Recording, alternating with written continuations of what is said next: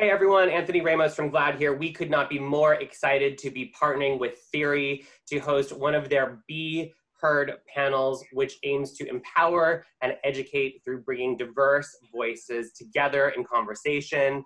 You know, it's Pride Month, and I think this Pride obviously is looking very different than we're used to, but that just means that we need to come together and support each other more than ever. So I'm so excited to be talking to two of very good friends of GLAAD and two people in the entertainment business that are just killing it. Hello, Nico Tortorella and Alex Newell. Hi. How are you guys? How's everyone? Good. Yeah. You know, Pride began as, a protest, and we are in a fight for change, much needed right now. Pride is looking very different. But, all of this is needed right now. So, Alex, I would just like to know for you, what does Pride mean to you in this very moment in time? I think Pride is quite literally what it's saying, being proud, being prideful, having joy, having wherewithal to look back of where you've come from, and reaching out to your community and being proud in that community. It's not about the parades, it's not about the advertising, it's not about all of the things that you're used to going out and partying for an entire weekend or a week and then forgetting all about it the next. It's literally about having the conversation of coming together. Nico, for you, obviously Black Lives Matter is the top of everyone's mind. We at GLAAD are, working to make sure that Black queer voices are heard and, just amplified as much as possible. For you as, an ally and supporter, what does that mean? What can people, like yourself do in this very moment? Yeah. I think now more than ever, it is important that we are listening to each other, specifically Black voices. It is not necessarily the time for us to take center stage, right? Quite literally and metaphorically. But I think specifically as entertainers, I think it is our job at this point to start imagining, but even beyond imagining, a narrative where white people are not at the center of all of the stories that we are telling. I think because of the pandemic first, we have been forced to communicate in new ways, to find community online rather than in person. And for me, Pride this year is really about building that community and finding new ways in which we can support each other. Pride in so many ways was built and founded by trans women of color, right? And queer people of color. And I think it's about time that we had this revelatory awakening, this revolution that we are all living through currently. And I think that it is that much more impactful because of where we've been for the last 3 months in this country, So now more than ever, it's just time that we show up for our community. Alex, I think, if you look at social media, I think one of the things that I've taken away from this is words and feelings are not enough. It's all about action. It's all about actually getting out and doing something. How important is that for you to kind of get that message across, especially during Pride Month as we, also celebrate our, Black queer community? Well, quite literally, actions always speak louder than words. And they didn't call it the American Revolution for no reason. And the Boston Tea Party did happen.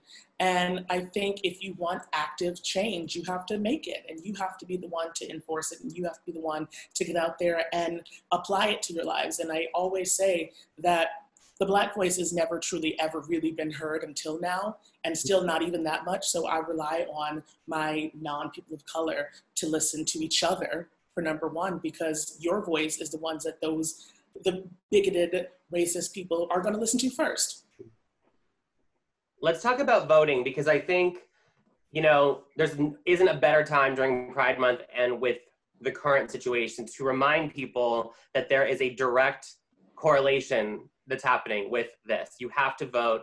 I mean, anyone out there that's watching today, I would love to hear from both of you, you know, why everyone must vote, why everyone has to have their voice heard. Nico, do you want to start? Yeah, I mean,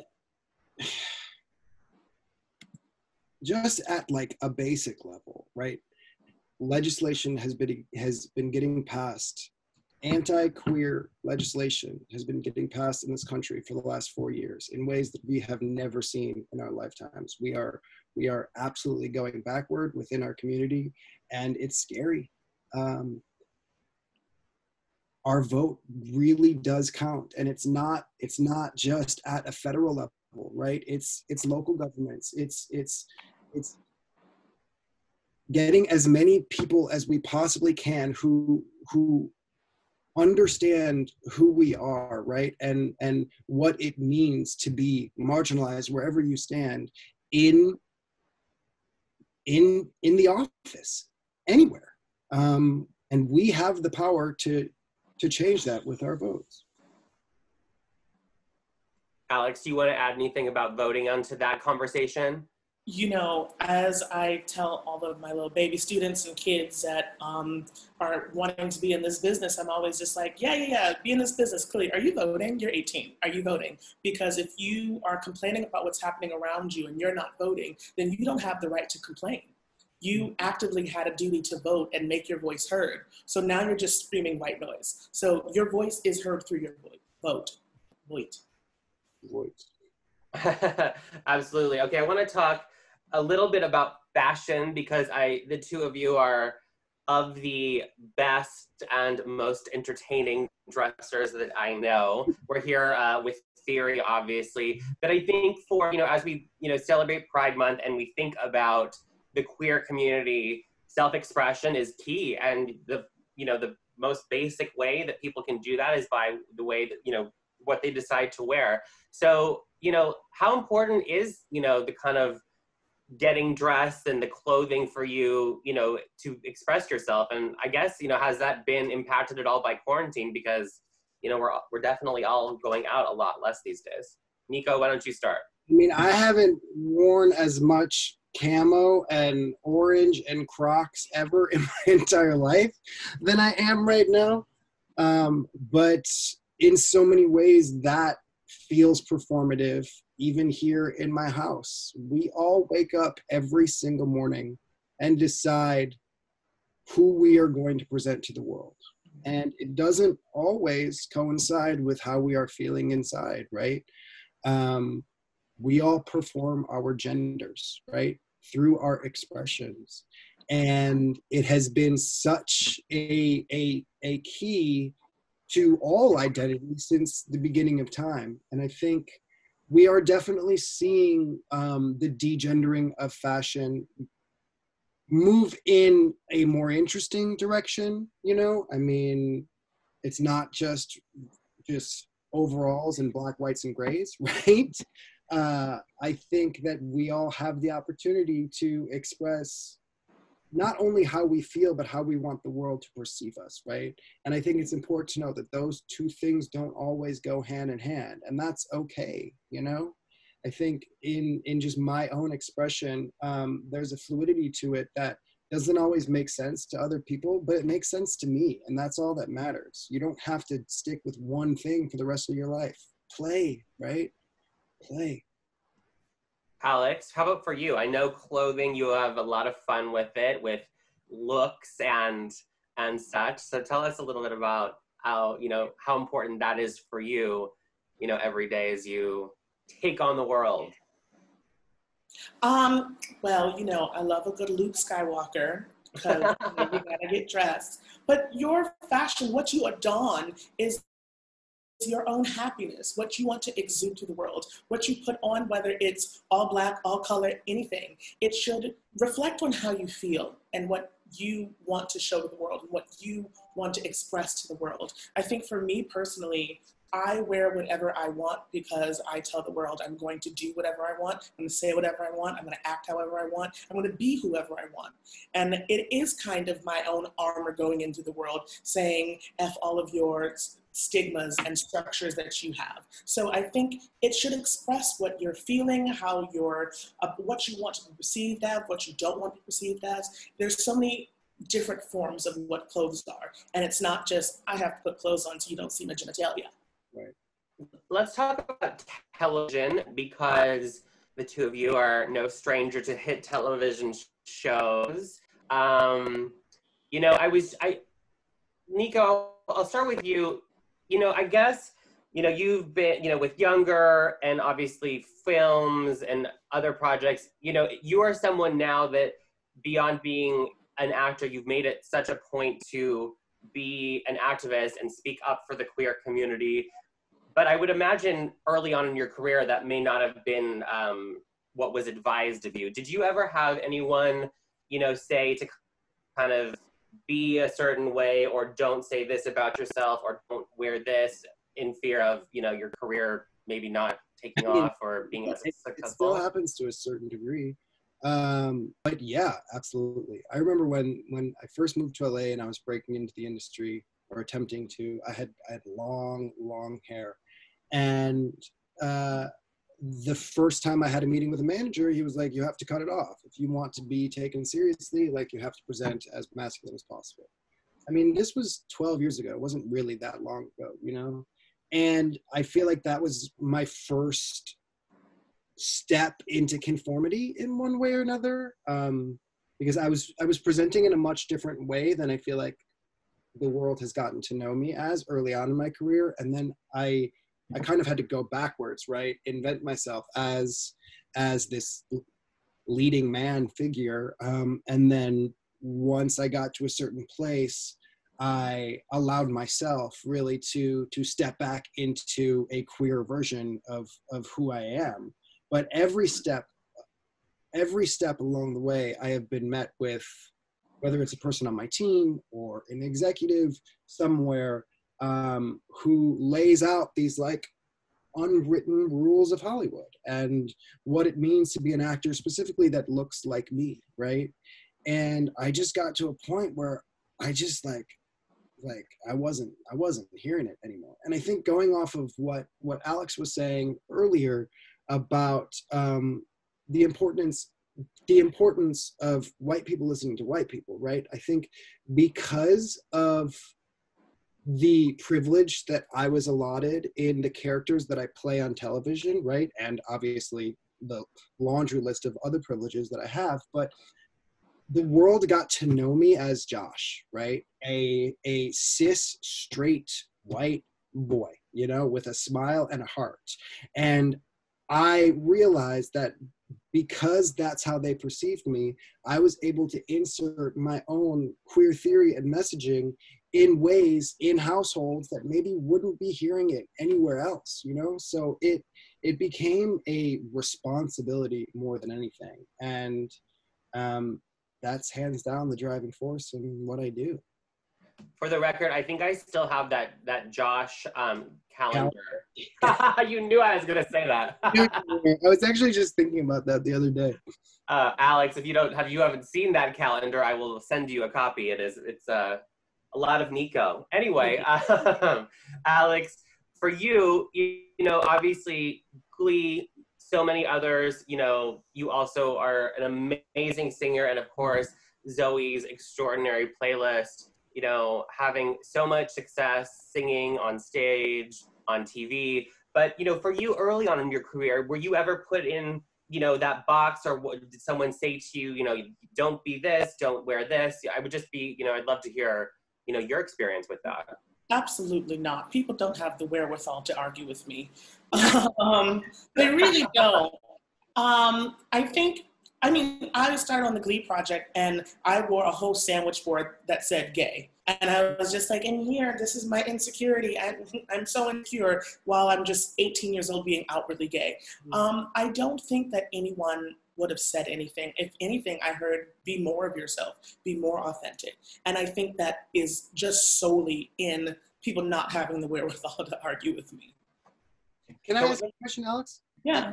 At what point in your life did you realize that was possible, that who you were was going to be able to make it no matter what? You know, thank you. But I think when I was on the GLAAD project, they were like, do you want to do this number in full drag? And I was just like, let me ask my mom. Because I was 18, I'm an only child. I lost my father when I was 6. So I held my mom higher than God, truly. And so I was like, I don't want to do anything without her approval, that it's going to do any disrespect to her and how she raised me. And so when she gave me said, I will love you even more regardless. This is your life. This is your career. I'm not going to be in the way. I think that was what really clicked in my brain that said, if it all fails, I can always go back home to my mom. Yay, mom. Shout out to supportive moms everywhere. Absolutely. I do, that actually, I want to talk about that because I think, as we are in Pride Month, I think there is an opportunity and potential for young people out there to see stories and hear from people like yourselves and maybe finally, be compelled and feel okay to come out on their own. So what advice or, would you say are words of inspiration for any young person out there that might still be struggling or having a hard time, but, might be kind of deciding, to kind of come out and just live their truth? I would say find your crowd, your tribe, those friends that will always support you. I know it's like a cliche to say, but you are truly never really alone. There are so many people, whether you know it or not, that are rooting for you. And you have all of the tools at your fingertips to quite literally reach out to them, start group chats, house parties, Zoom calls, all of these things to find your own community. Nico? I have, since quarantine started, I've been doing this Instagram live talk show 5 days a week. Space Between the Sheets is what it's called. And I think we're in our 12th week right now. And at the top of each episode, I bring on a random person that just asks to come on, a request. And last week, I had this 14-year-old girl come on who lives in Bulgaria. And I brought her on, and she immediately ran upstairs, closed the door, and locked it because she didn't want anyone in her house hearing the conversation that we were having. And she broke down and started telling me how terrified she was in her house to be who she was. And, my response to that, it was an emotional one, right? Immediately, because I think, and this is how I always answer the question, is your personal safety must come first, right? Wherever you are, you have to put your body and your emotionality like on the top of that chart, right? If you are in a place where you can start to experiment with who you are and play with your expression and identity, like, all power to you, right? But some people aren't allotted that privilege, right? And I think the one thing that I always say, and I said it to her on that conversation, was that it doesn't always get better, right? We know that, we can see that in the world we are living in, but we can get better, we can be better personally, and you just have to light that fire inside you when the time is right.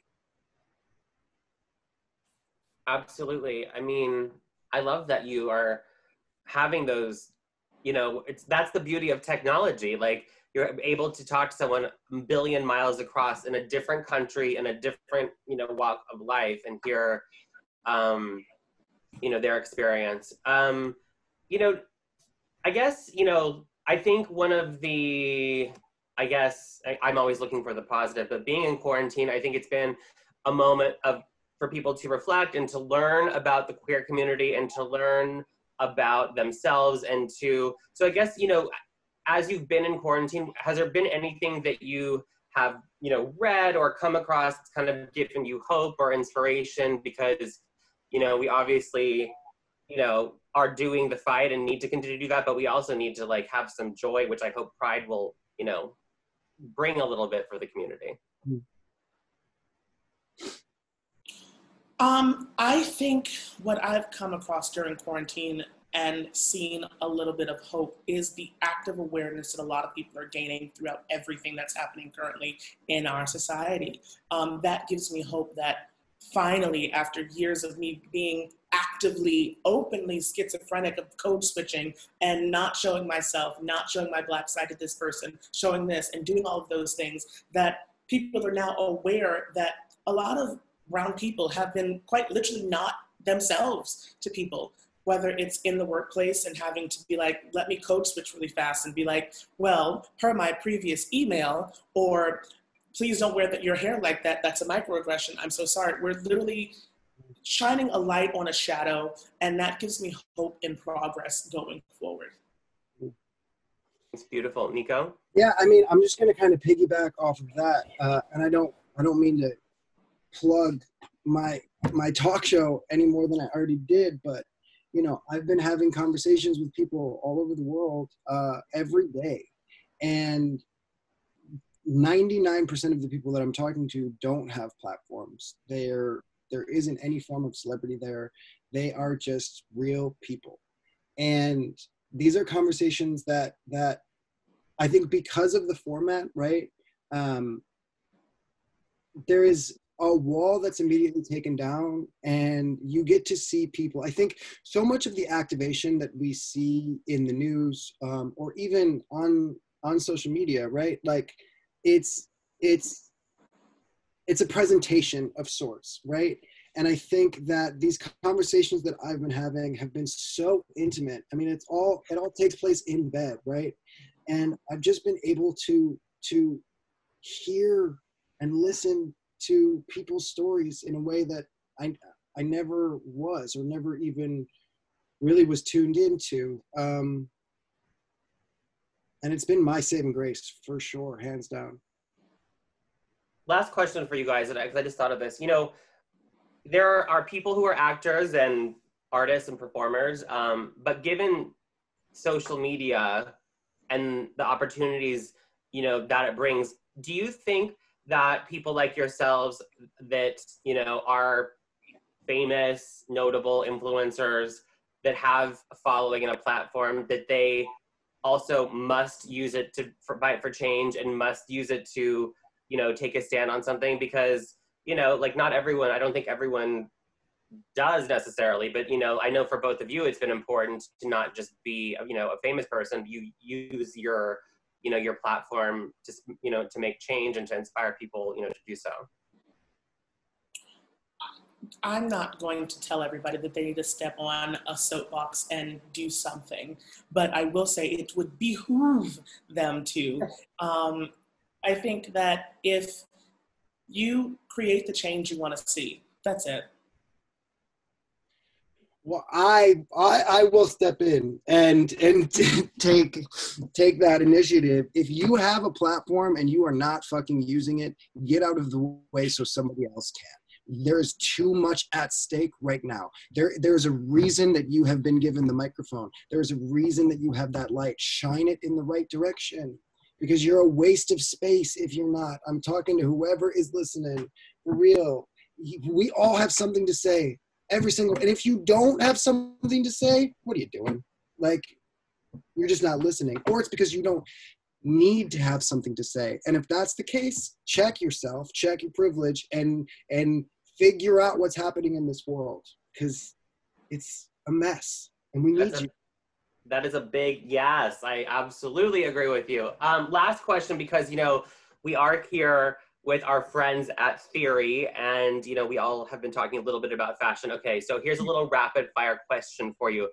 Nico, who is your queer fashion icon? Ooh, my queer fashion icon. I love a surprise question, sorry. Or Alex, do you have a queer fashion icon? Andre Leon Talley. Yes, Andre, I hope you're watching. Yes, yes, yes. I mean, you guys are my queer fashion icons. Nico, have you thought of one yet? No, I don't really, like, I don't really put people on that. Yeah. I mean, I think so many people are doing so many incredible things. I just think, like, what Billy Porter has been able to accomplish in his career at this point is unprecedented, you know? Yeah, I find like inspiration in the middle of nowhere, you know? Like it's the girl in the grocery store here that like has a little ripped up jean skirt and fishnets on. And I'm like, girl, you are you are doing it here. Like, yes, props to that. Hey, girl in the grocery store. Well, I love that. Well, I want to thank both of you. It's been such a pleasure to talk to you both. I know you both are busy, and you know, I'm so glad that we got to have a little Pride fun together. And a big thank you to our friends at Theory for collaborating with us on this Be Heard panel, and for supporting GLAAD now and always to, you know, support our work to do to fight for acceptance for the LGBTQ community. They're watching. And until next time, and hopefully I can see both of you in person very soon. Yes. Yeah. And thanks again, Theory, for showing up. We see you. We see you. Jack is cute.